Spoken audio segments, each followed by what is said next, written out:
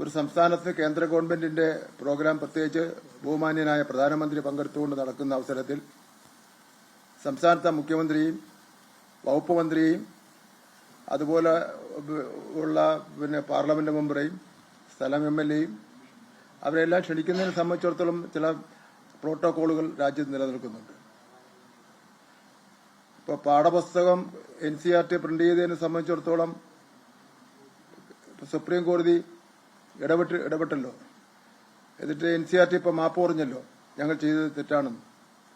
അതേപോലെ ഓരോ കാര്യങ്ങളിലും ഈ ഭരണഘടനാ ലംഘനത്തിന്റെ കാര്യത്തിലും പ്രോട്ടോകോൾ ലംഘനത്തിന്റെ കാര്യത്തിലും ഗവൺമെന്റ് ചടങ്ങുകളെ രാഷ്ട്രീയവൽക്കരിക്കുന്നതിന്റെ കാര്യത്തിലും ബഹുമാനപ്പെട്ട സുപ്രീം കോടതി NCERTയുടെ വിഷയത്തിൽ ഇടപെട്ടുപോലെ ഇടപെടേണ്ട സാഹചര്യമാണ് നിലനിൽക്കുന്നത്.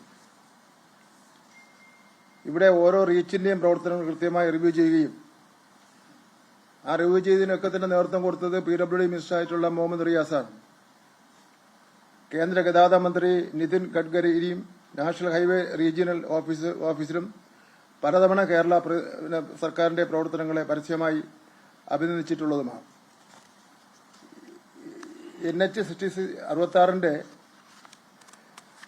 എത്രയും പെട്ടെന്ന് നിർമ്മാണം പൂർത്തീകരിക്കുന്നതിന്റെ കാര്യങ്ങളുമായി ബന്ധപ്പെട്ട് എത്രയോ പ്രാവശ്യമാണ് നമ്മുടെ PWD മിനിസ്റ്റർ മുഹമ്മദ് റിയാസ് ഡൽഹിയിൽ പോവുകയും ബന്ധപ്പെട്ട മന്ത്രിയും ഉദ്യോഗസ്ഥന്മാരെല്ലാം കണ്ട് ഇന്നിപ്പോ 6 റീച്ചുകൾ ഉദ്ഘാടനം ചെയ്യുന്നതിന് വേണ്ടിയുള്ള എത്രയോ സമയത്ത് നിരവധി പ്രാവശ്യം ചോദിച്ചിട്ടുള്ളതാണ്.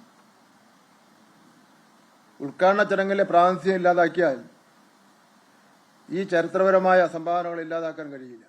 ലോകത്തെവിടെയായാലും ഏത് സമയത്തും 24 വാർത്തകളും ഓഗ്മെന്റഡ് റിയാലിറ്റി പാക്കേജുകളും എക്സ്പ്ലെയിനറുകളും വിശദമായി കാണാൻ ഞങ്ങളുടെ യൂട്യൂബ് ചാനൽ നിങ്ങൾക്ക് സബ്സ്ക്രൈബ് ചെയ്യാം.